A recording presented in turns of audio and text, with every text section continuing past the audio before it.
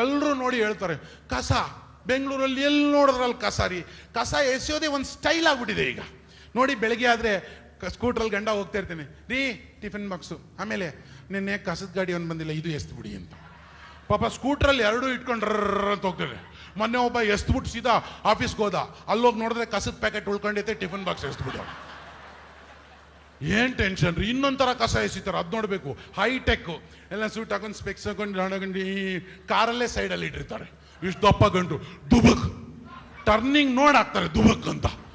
ಸದ್ಯ ಮಗುಗಿಗೂ ಇದ್ರೆ ತಾಕ್ಬಿಡ್ತಾ ಇದ್ರೇನೋ. ಏನ್ ಕಸ ಎಸಿತಾರೆ ಎಲ್ಲಿ ನೋಡಿ. ಮನೇಲಿ ನೋಡಿ, ನಮ್ಮನೆ ಹತ್ರ ನೀವು ಕಸ ಹಾಕ್ಬೇಡಿ, ನೀವು ನಮ್ಮನೆ ಹತ್ರ ಫುಲ್ ಕಸ ಹಾಕಿದ್ರ. ಇನ್ ಕೆಲವ್ರು ಏನ್ ಮಾಡ್ತಾರೆ, ಮೆತ್ತ ಕಸ ತಗೊಂಡೋಗಿ ಪಕ್ಕದ ಮನೆ ಹತ್ರ ಇಟ್ಬಿಟ್ಟು ಬಂದ್ಬಿಡ್ತಾರೆ. ಅವರು ಬಿಡಲ್ಲ, ಕಡ್ಡಿ ಎತ್ಕೊಂಡು ಹಿಂಗೆ ನೋಡಿ, ರೀ ಕಾಲ್ಗೇಟ್ ಉಪಯೋಗಿಸೋದು ಇವ್ರದೇ ಇದು ತಗೊಂಡೋಗಿ ಅಂತ. ಯಾವ ಮಟ್ಟಕ್ಕೆ ಕಸದ ಪ್ರಾಬ್ಲಮ್ ಆಗಿದೆ ರೀ.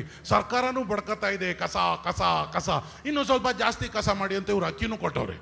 ನಿಜವಾಗ್ರಿ ಎಷ್ಟು ಕಸದ ಪ್ರಾಬ್ಲಮ್ ಇದೆ. ಸಾಲ್ವೇಷನ್ ಕೇಳಬೇಕು, ಯಾಕೆಂದರೆ ಸುಮ್ಮನೆ ನಾವು ಸ್ಟೇಜ್ ಮೇಲೆ ನಿಂತ್ಕೊಂಡು ಬೈಯೋದಕ್ಕಿಂತ ಸಾಲ್ವೇಷನ್ನು ಇದೆ.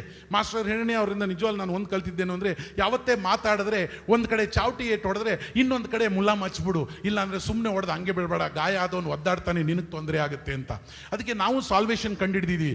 ಏನು ಕಂಡುಹಿಡಿದೀವಿ ಅಂದರೆ, ನೋಡಿ ಈ ಕಸ ಎಲ್ಲ ಬೀದಿಲಿ ಎಸಿದೆ ಇರೋಕ್ಕೆ ಒಂದು ಐಡಿಯಾ ಇದೆ. ₹1 kg ಅಕ್ಕಿ ಕೊಡ್ತಿರಲ್ಲ, ಹೆಂಗಿದ್ರು ಸಬ್ಸಿಡಿ ಕೊಡ್ತೀರಾ, ₹4 ಅಥವಾ ₹5 kgಗೆ ಕಸ ತಗೊಂಬಿಡಿ. ಹೆಂಗಿರ್ತದ್ರಿ ಅವಾಗ ಪ್ರಪಂಚ ನೋಡ್ಬೇಕು.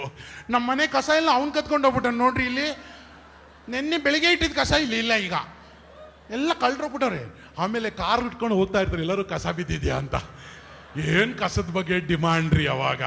ಎಲ್ಲಿ ಕಸ ಇದ್ರು ಇದು ನನ್ನ ಕಸ, ಇದು ನಂದು, ಇದು ನಂದು.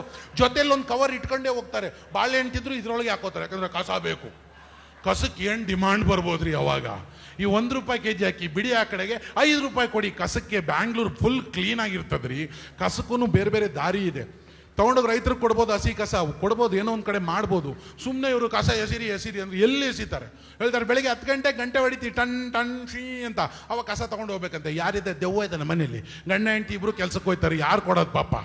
ಸೊ ಇದು ಕಸದ ಪ್ರಾಬ್ಲಮ್ ಸಾಲ್ವ್ ಮಾಡೋದಕ್ಕೆ ಕಸ ತಗೊಳ್ಳಿ. ಇನ್ನೂ ಒಂದು ಪ್ರಾಬ್ಲಮ್ ಇವಾಗಿದೆ, ಪೆಟ್ರೋಲ್ ರೇಟ್ ಸಿಕ್ಕಾಪಟ್ಟೆ ಜಾಸ್ತಿ ಆಗೋಗ್ಬಿಟ್ಟಿದೆ, ಡೀಸೆಲ್ ರೇಟ್ ಜಾಸ್ತಿ ಆಗೋಗ್ಬಿಟ್ಟಿದೆ. ಎಲ್ಲರೂ ಏನು ಮಾಡೋದು. ನಮ್ಮ ಯಂಗ್ಸ್ಟರ್ಸ್ ಕಂಡುಹಿಡಿದಿದ್ದಾರೆ ರೀ, ಬುದ್ಧಿವಂತರು ಕಂಡುಹಿಡಿದಾರೆ ಸೈಂಟಿಸ್ಟ್. ಏನು ಈಗೇನು ಪೆಟ್ರೋಲ್ನಲ್ಲಿ ಬೇಕು ಅಂತೇನಿಲ್ಲ. ಮತ್ತೆ ಕಾರು ಲೇಟೆಸ್ಟ್ ಕಂಡುಹಿಡಿದೀವಲ್ಲ, ಅಲ್ಲ ಬರ್ಬೋದು, ನಂಗೆ ಗೊತ್ತಿಲ್ಲ ಇನ್ನು. ಏನು ಅಂದರೆ, ನಾವು gobar gas plant built in car ready ಮಾಡಿದ್ದೀವಿ. ಇದಲ್ಲ, ಬೇರೆ ಬರ್ತದೆ, ಬರ್ಬೋದು. Gobar gas plant built in car. ಹೆಂಗೆ ಅದು? ಪೆಟ್ರೋಲ್ ಹಾಕ್ಸಂಗಿಲ್ಲ, ಮತ್ತೆ 2 ಬುಟ್ಟಿ ಸಗಣಿ ಹಾಕೋದು, ಓಡಿಸೋದು. ಹೆಂಗಿರ್ತದೆ ನೋಡಿ. ಎಲ್ಲರೂ ಹಸು ಸಗಣಿ ಇದೆಯಾ, ತಿರುಪ್ತಿಗೆ ಹೋಗ್ಬೇಕಾಯ್ತು, ಒಂದು 2 ಬುಟ್ಟಿ. ಅಯ್ಯೋ ಇಲ್ಲ, ನಮ್ಮವನೇ ಹೋಗ್ಬೇಕು ಅಂತ ಸಿಕ್ಲಿಲ್ಲ, ಆಮೇಲೆ ಭಾಳ ಕಷ್ಟಪಟ್ಬಿಟ್ಟು 1.5 ಬುಟ್ಟಿನಲ್ಲಿ ಹೋಗೋನೆ ತುಮಕೂರಲ್ಲಿ ಹಾಕ್ಸ್ಕೊಂಡು ಹಂಗೆ ಹೋಯ್ತಾನಂತೆ. ಅಂಗಡಿನಲ್ಲೆಲ್ಲ ಸಗಣಿ ಮಾರ್ತಿರ್ತಾರೆ. ಇದು ಆಡಿ ಕಾರ್ದು ₹60 ಒಂದು ಪ್ಯಾಕೆಟ್. ಇದು ಮಾರುತಿಗೆ ಇತ್ತು, ಚಿಕ್ಕದು ಚೆನ್ನಾಗಿದೆ. ಸಗಣಿ ಎಲ್ಲ ಅಂಗಡಿಯಲ್ಲಿ ಮಾರಕ್ಕೆ ಶುರು ಮಾಡ್ಬಿಡ್ತಾರೆ.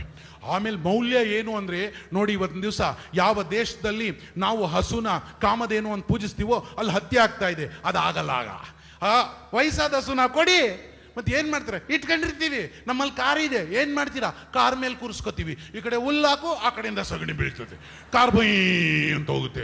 ಏನು ಚೆನ್ನಾಗಿರ್ತದ್ರಿ. ಹಸು ಎಲ್ಲೇ ಇದ್ರೂ ತಗೊಂಡೋಗ್ತಾರೆ. ರೋಡಲ್ಲಿ ಒಂದು ಹಸು ಕಾಣಲ್ಲ. ಯಾಕೆಂದ್ರೆ ಹಸು ಅಥವಾ ಏನೋ ರೋಡಲ್ಲಿ ಬಿಟ್ಟಿದ್ರು, ಎಲ್ಲಿ ಬೇಕೋ ಅಲ್ಲೊಂದು ಬೀಗ ಹಾಕ್ಬಿಟ್ಟಿರ್ತಾರೆ, ಯಾಕಂದ್ರೆ ಸಗಣಿ ಹೋಗ್ಬಿಟ್ರೆ ಅಂತ. ಹಿಂಗೆ ಸಗಣಿಗೆ ಇಷ್ಟು ಡಿಮಾಂಡ್ ಬರ್ತಾರೆ. ಯಂಗ್ಸ್ಟರ್ಸ್ ಕಂಡುಹಿಡಿತಾರೆ, ಇಲ್ಲ ಸರ್ ಚೇಂಜ್ ಆಗ್ಬಿಟ್ಟಿದೆ. ಏನು ಹಸು ಸಗಣಿನೇ ಬೇಕು ಅಂತೇನಿಲ್ಲ. ನಾನು ಇನ್ನೂ ಏನು ಹೇಳಲ್ಲ, ನೀವು ನಕ್ಕರೆ ಹೆಂಗೆ. ಭಾಳ ಇಂಟೆಲಿಜೆಂಟ್ ಆಡಿಯನ್ಸ್ ಅಪ್ಪ, ನಿಜವಲ್ಲ, ಹ್ಯಾಟ್ಸ್ ಆಫ್. ನಾನು ಇನ್ನೂ ಸುರುಳಿ ಮಾಡ್ಕೊಂಡಿಲ್ಲ. ಹಸು ಸಗಣಿನೇ ಬೇಕೇ ಇಲ್ಲ ಅಂದರೆ ಹೆಂಗಿರ್ಬೋದು? ನಿಜವಾಗ್ಲೂ ಮನುಷ್ಯನಿಗೆ ಮೌಲ್ಯ ಆವಾಗ ಸಿಗುತ್ತ್ರಿ. ಇವಾಗ ನೋಡಿ, ಯಾರೋ ಮಾತಾಡಿದ್ರೆ, ಅಯ್ಯೋ ನಾವು ಈ ವೀಕೆಂಡ್ ಫ್ರೀ ಇಲ್ಲ, ನಮ್ಮ ಮನೆಗೆ ಬರಬೇಡಿ, ನಾವು ನೆಕ್ಸ್ಟ್ ವೀಕ್ ಬನ್ನಿ ಪರವಾಗಿಲ್ಲ. ಇವಾಗ ಹಂಗಲ್ಲ, ಬನ್ನಿ 6 ಜನ ಬರ್ತೀರ, ನಮ್ಮ ಮನೆಗೆ ಬನ್ನಿ. ಏನು ಡಿಮಾಂಡ್ ಇರ್ತದ್ರಿ ಅವಾಗ. ಎಲ್ಲೋ ಬನ್ನಿ ನಮ್ಮ ಮನೆಗೆ ಬನ್ನಿ. ಏನು ಡಿಮಾಂಡ್ ರೀ. ನಿಜವಾಗ್ಲೂ ಹೇಳ್ತೇನೆ, ನೀವು ಈ ಶೌಚಾಲಯ ನೋಡ್ಬೋದು, ₹1 ಅದಕ್ಕೆ, ₹2 ಇದಕ್ಕೆ. ಅವಾಗ ಹಂಗಿರಲ್ಲ. ಆವಾಗ ₹5 ಕೊಡ್ತೀವಿ, ಇಲ್ಲಿ ಬನ್ನಿ. 15, ₹20 ಕೊಡ್ತೀವಿ, ಇಲ್ಲಿ ಬನ್ನಿ. ನೀವು ದಪ್ಪಗಿರೋರು ₹30 ಕೊಡ್ತೀವಿ, ಬನ್ನಿ ನೀವು. ಏನು ಡಿಮಾಂಡ್ ಇರ್ತದ್ರಿ ಅವಾಗ ಮನುಷ್ಯನಿಗೆ. ನಿಜವಾಗ್ಲೂ ಯಾರು ಎಲ್ಲ ನಿಂತಿದ್ರೆ, ಬನ್ರಿ ನಮ್ಮ ಮನೆಗೆ ಹೋಗೋಣ ಅಂತಿರ್ತಾರೆ. ಎಲ್ಲದಕ್ಕಿಂತ ಮುಖ್ಯವಾಗಿ ವೃದ್ಧಾಶ್ರಮನೇ ಇರಲ್ಲ. ನಮ್ಮಜ್ಜಿ ಯಾಕೆ ಹೇಳೋ ಅಂತ ಕರ್ಕೊಂಬರ್ತಾರೆ. ನಮ್ಮ ತಾಯಿ ಯಾಕೆ ಹೇಳೋ, ಎಲ್ರಿಗೂ ಮನೆಯಲ್ಲಿ ಬೇಕು. ಅದಕ್ಕೆ ಹೇಳ್ತಾರೆ, necessity is the mother of invention. ಯಾವಾಗ ನಮಗೆ ನೆಸೆಸಿಟಿ ಇದೆಯೋ ಅವಾಗೆಲ್ಲ ಬೇಕು. ಆದರೆ ನೆಸೆಸಿಟಿ ನಮಗಿಲ್ಲದೆ ಹೋದ್ರೆ ಅವ್ರು ಬೇಡ ಅಂತಾರಲ್ಲ, ಅದೇ ತಪ್ಪು. ದೀಪ ಇನ್ನೂ ಉರಿತದೆ, ಎಣ್ಣೆ ಇನ್ನೂ ಇದೆ, ಆದರೂ ಅದನ್ನ ಆರಿಸ್ಬಿಟ್ಟು ವೃದ್ಧಾಶ್ರಮದಲ್ಲಿ ಆಗ್ತಿರಲ್ಲ, ಅವರೇ ನಿಜವಾದ ನಮ್ಮ ಗುರುಗಳು. ನೀವು ಒಂದು ತಿಳ್ಕೊಳ್ಳಿ, ಅದು ಯಾವುದೋ ನೋಟ್ಬುಕ್ ಅಲ್ಲ, ಅದು ಗ್ರಂಥ. ನೋಟ್ಬುಕ್ ಬರೆದ ಮೇಲೆ ಬಿಸಾಕ್ಬಿಡ್ತೀವಿ, ಇದು ಗ್ರಂಥ. ಮನೆಯಲ್ಲಿ ಇಟ್ಕೊಳ್ಳಿ, ಇಡೀ ಜೀವನದ ಎಲ್ಲ ಪ್ರಾಬ್ಲಮ್ಸು ಸಾಲ್ವ್ ಮಾಡ್ತಾರೆ. ಆ ಹಿರಿಯರಿಗೆಲ್ಲ ನನ್ನ ನಮಸ್ಕಾರ ಈ ಐಟಿ ಮುಖಾಂತರ.